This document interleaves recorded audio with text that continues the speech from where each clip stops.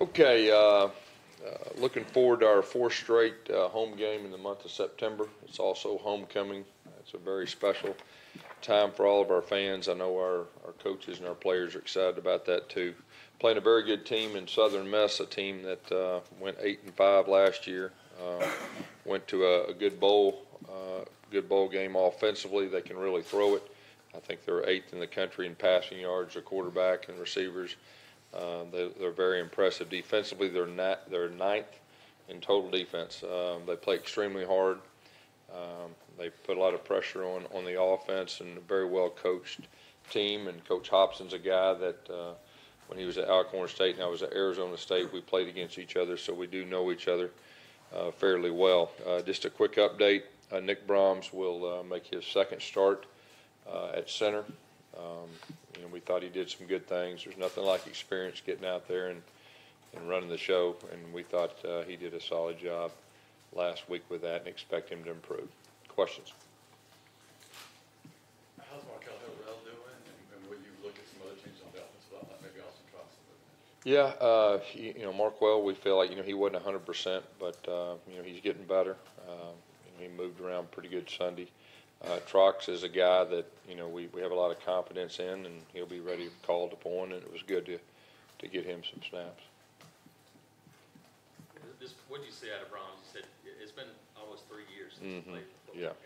What did you see out of him? Yeah, first of all, I thought his identification was pretty good. That's what you always worry about, because that's really the quarterback up front, direct them the right way and all that. For the most part, he did a solid job. And anytime you put a new center in, you worry about legal procedures and everything that goes with that. There was a couple times our timing was off just a little bit, but the more he plays, the more comfortable he'll get. I thought his snaps were adequate. From a quarterback standpoint, that a different kind of snap is a reality that makes a difference with a quarterback. So I think Jarrett will get more comfortable with that. And I thought he tried to play physical. I mean, that's probably the number one thing that stood out to me is his physicality. Trying to bring a physical presence. Like I said, there's nothing like experience. You're talking about a guy like you said that hadn't played or hadn't started in 3 years for the most part back in high school. So I feel like he has a big upside. Your snaps were down again this game, I think. You were around 60 or something like that? Yeah. It's probably a lot slower than you'd like to go. Yeah, well, I think when you talk number of snaps, I think you got to look at the big picture as far as the execution and being on the field and first downs and third downs, which we really weren't good, at either one. And, offensively, obviously, we weren't pleased. But I think, you got to look at the big picture, and the reality is that, we had an offensive line that had less than 20 starts, coming in the season. And then you change your center, and goes with that. Then you got really 4 new running backs, 3 of which are freshmen, their first time to play. And then you have a new freshman receiver that started for the first time. So there's a lot of youth and experience that I really feel strong that this group is going to be a good offense. But they're still a work in progress. That group will improve, there's no doubt, and we expect them to. Jarrett looked frustrated at times at the sideline. What was the communication like between the sideline and him getting plays in? Well, I think the only time was really the legal. We ran out of time from the sideline. That was, we got to do a better job from the sideline with the play clock and everything, getting the play in quicker and all that. But I think as far as frustration, I think you probably sensed a lot of that offensively just from the standpoint that we didn't play well. And anytime you don't play well, there's going to be frustrated times. And our quarterback is the leader out there, and so that's to be expected to somewhat. How do you get him to kind of overcome some of that frustration just with he hadn't had a big game yet? He's had some turnovers, obviously touched the ball well Saturday, but he hasn't had that breakout game. Yeah, I really believe it's coming. You got to understand. Obviously there's plays he'd like to have back and all that, but we got to play better around him too. And kind of like I just said, I think we got to be real with the standpoint of the youth and inexperience. But we're 4 games in now, And the fact that we did start a new center, I think that's going to help us moving forward. And we got a lot of good information about what we need to do moving forward and what we have and what we feel like we can be good at and maybe what we need to stay away from too. So really I expect us to play better and better each game, and I think you'll see less of a frustration because it wasn't just him. I mean, I was pretty frustrated too, and I know our offensive coaches were too. In your experience, at what point in the season when you have a veteran quarterback like him, does youth and inexperience around him stop becoming an excuse? Well, like I just said, 4 games. We played 4 games, so it's a time that we'll get better. We need to get better sooner rather than later. So, but we're 4 games in, so I think that's a valid question. Chief was giving you guys hell with that mesh charge again, which he did a couple years ago at A&M. Was that a function of Brahms not No, shooting over there? I think they were teeing off on our snap count. It really wasn't so much a mesh charge. I think it was more of teeing off on our snap count. So we got to do a better job of mixing things up, because they were widening out and they were getting a jump on the ball and putting extreme pressure on our tackles. And, a lot of that has to do, you're talking about a new center, those little things that you probably wouldn't even think about when you put a new center in. And so, but he'll get better with mixing things up. We'll work real hard on that this week just so that won't happen again. You change that up a little bit in the second half, fourth quarter? Yes, yeah, we sure did. You mentioned last week you wanted to see improved pass rush. Did you see some positives there? Yeah, we talked about putting pressure on the quarterback and disrupting the quarterback. I felt like that we did that, and I thought Kevin really mixed up his pressures well and presented a lot of different challenges to their offense, and I thought that was good. T.D. Moultrie, he's had sort of developmental, maybe hasn't progressed like he thought he would, but what would you say is sort of holding him back a little bit? Well, I think consistency. He needs to be more consistent. He's got a skill set. He just needs to be more consistent and execute what they call. What has made Schwartz a guy that can get in so early on for a guy who didn't even spend most of the summer with the guys? Yeah, that's been impressive. He's a football intelligent guy. The moment's not too big for him. He's a real confident guy, and he's protected the football. So, and you're exactly right. He wasn't here very much at all during the summer because of track, and he's been a pleasant surprise of how quick he's caught on. As a big secret with him, a lot of times track guys kind of have to learn how to play football. Yeah. It seems like that wasn't the case with him. That's not the case with him at all. He's a real football player. He just happens to be one of the fastest guys in the country too.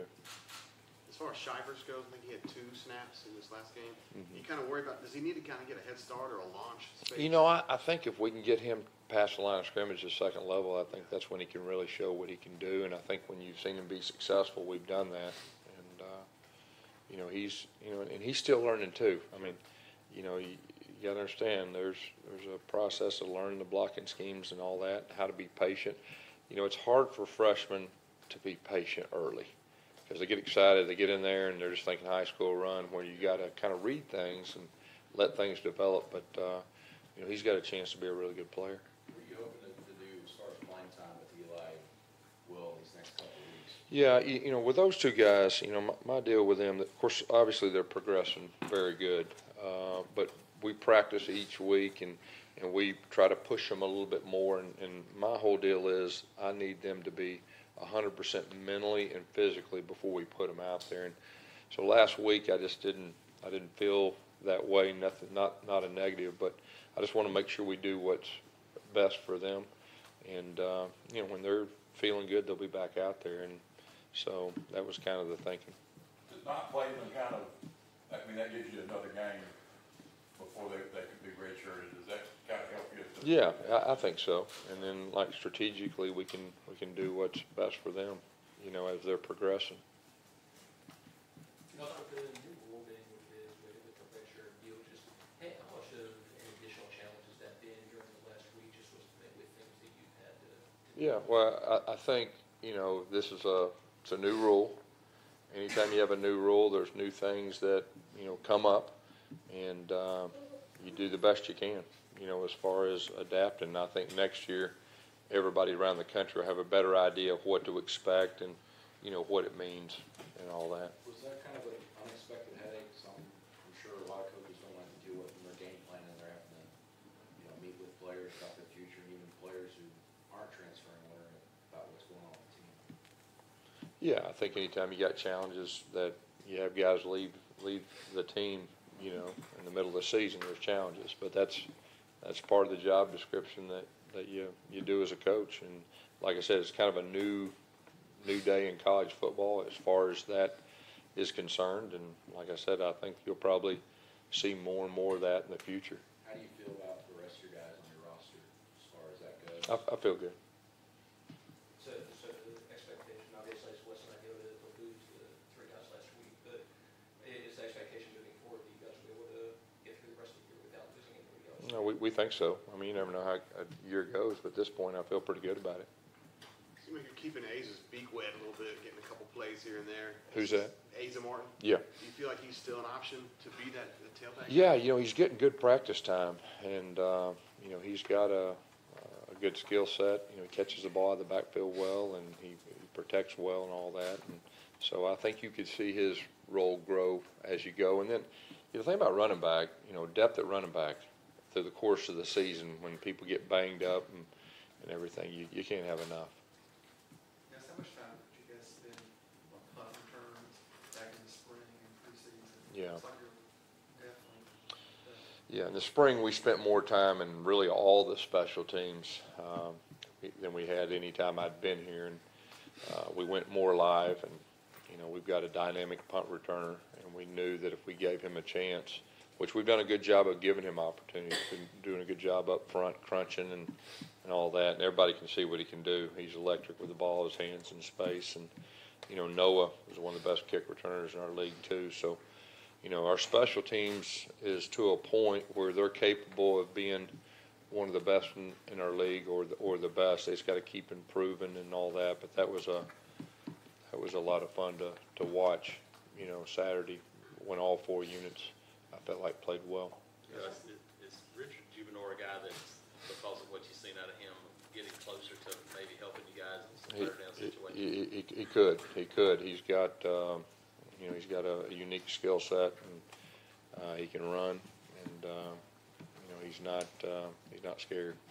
What have you seen out of Big Cat? Looks like he's improved. I think so. I think the more you see him out there, the more he improves, and the more experience he gets, the better he's going to get.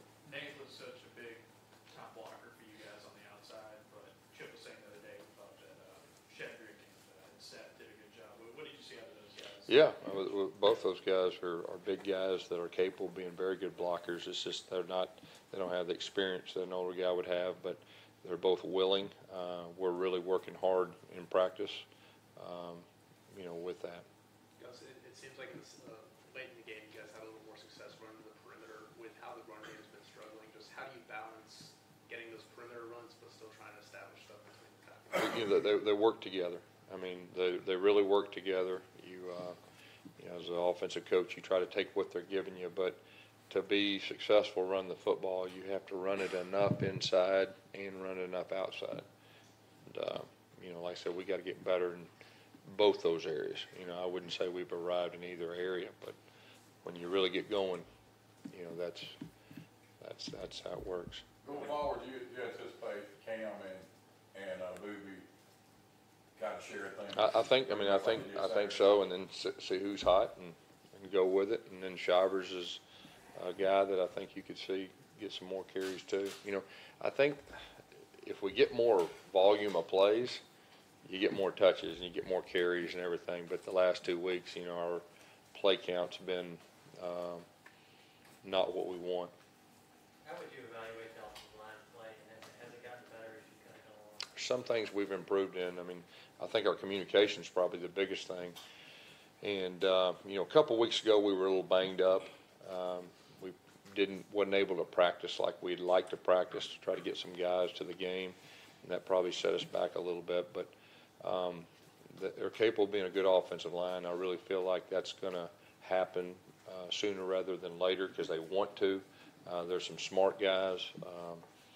And like I said, Coach Grimes he's the best in the business, so I know he's going to get them there. And How much does it hurt when you got a situation like that, when you can't practice physical as much as you Yeah. want to? Well, You got so many guys yeah. that haven't played that much. Yeah, if you got a veteran offensive line, it doesn't hurt you Right. because they're veterans. If you got inexperienced offensive line, it hurts you. So it's that balance, and so there's been a couple things, and not making excuses for anything. It's just a reality of where we're at. That kind of set us back a little bit, but each game we need to see improvement, and I expect us to. How important would it be the offense to hit a couple long passes? Yeah, very important.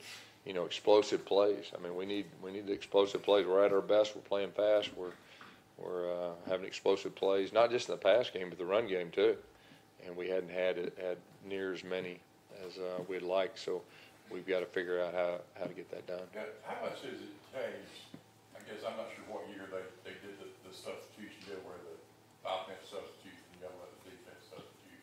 From like when you were first came here and first started running your offense, how has that changed the ability to keep playing fast? Yeah, well, I mean, you still play fast, but you've got to get initial first down, and you got to keep the ball from going outside the white to slow things down, on the sideline. But obviously, we used to be the only team doing it, and so they were still trying to figure. Now everybody has some pace to it, so it's a little bit different. But you can still go fast. You got to make first downs. Is it tough to make that decision when you guys are going fast, whether No, you want to sub out or not really. No, you kind of already know ahead of time when you call a play that you got the personnel on there, and hey, if we get a play of 6 or more, we're going to pace this or that. So really not that hard at all. Anything else? All right, Coach. Okay, thank you all.